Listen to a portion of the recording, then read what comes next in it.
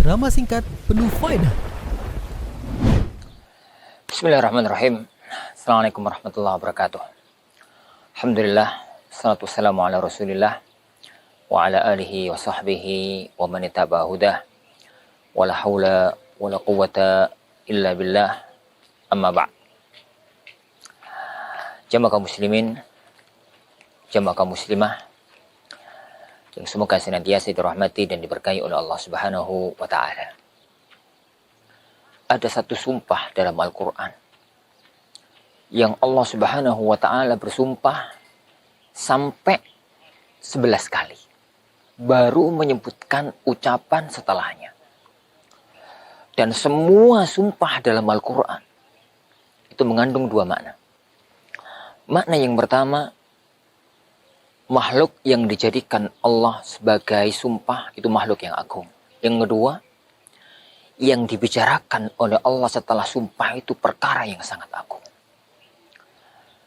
Dan sumpah yang terbanyak yang pernah Allah firmankan adalah wasyamsi wadduhaha, sampai 11 kali sumpah. Kemudian Allah Subhanahu wa taala mengatakan qad aflaha man zakkaha wa qad khaba man dassaha. Sungguh telah beruntung orang yang mensucikan hatinya, dan sungguh telah merugi orang yang mengotori hatinya. Kenapa? Karena hati, jiwa adalah pengendali jasad. Manusia itu memiliki dua unsur. Unsur fisik, dan itu adalah casing. Itu adalah bungkus. Unsur yang kedua adalah unsur roh. Dan itu adalah inti manusia. Maka apabila rohnya baik, apabila hatinya baik, apabila jiwanya baik, maka orang itu akan baik.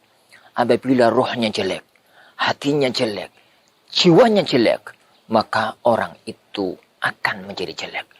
Dan karenanya lah, maka Allah Subhanahu wa taala mengatakan qad aflaha man zakkaha wa qad khaba man dassaha.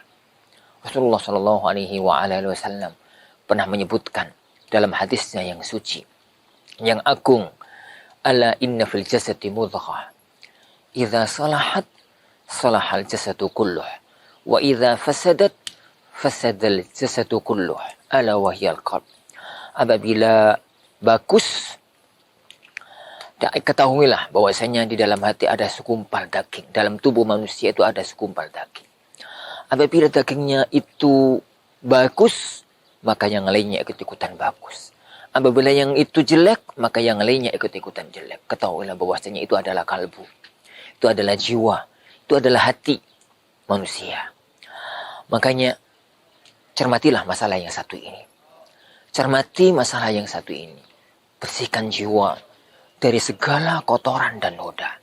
Kotoran kesyirikan, kotoran riya, kotoran ujub, kotoran takabur, kotoran segala sesuatu yang mengotorinya. Dan bersihkan jiwa dengan pancaran kalam ilahi.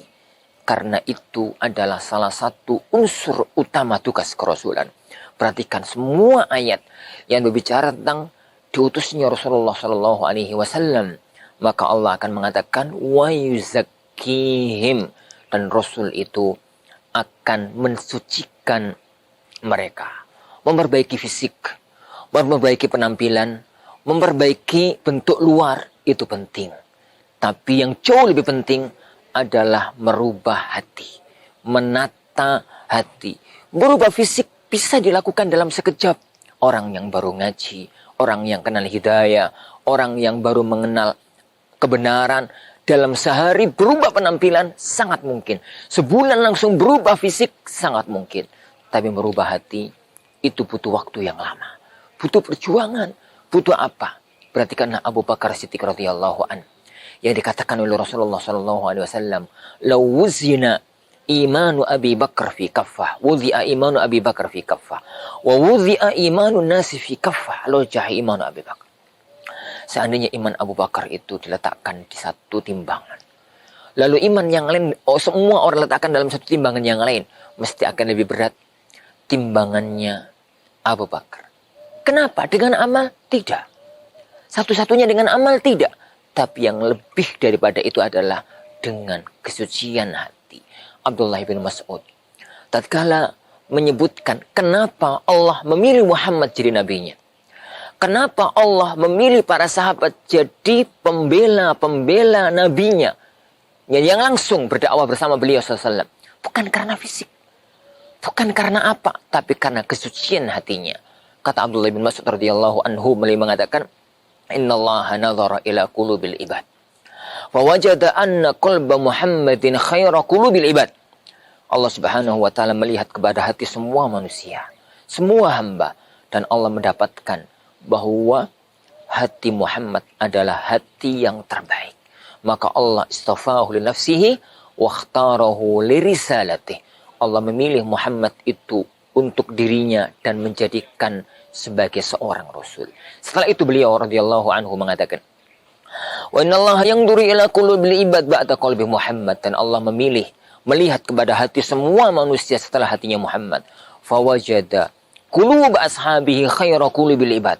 Yani Allah mendapatkan kenyataan bahwa hatinya Muhammad sallallahu alaihi wasallam, hatinya para sahabat adalah hati manusia yang terbaik setelah hatinya Rasulullah Muhammad sallallahu alaihi wasallam.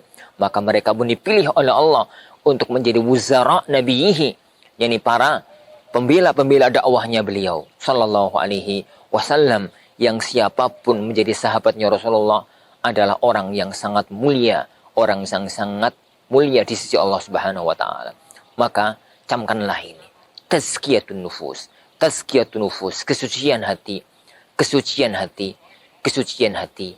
Karena itu adalah awal seseorang itu akan menjadi manusia-manusia terpilih di sisi Allah Subhanahu wa taala. Wallahu alam bissawab. Wa sallallahu wa sallama wa baraka ala nabiyyina Muhammad. Assalamualaikum warahmatullahi wabarakatuh. Al-Furqan TV, saluran pendidikan, dakwah, dan inspirasi Islami.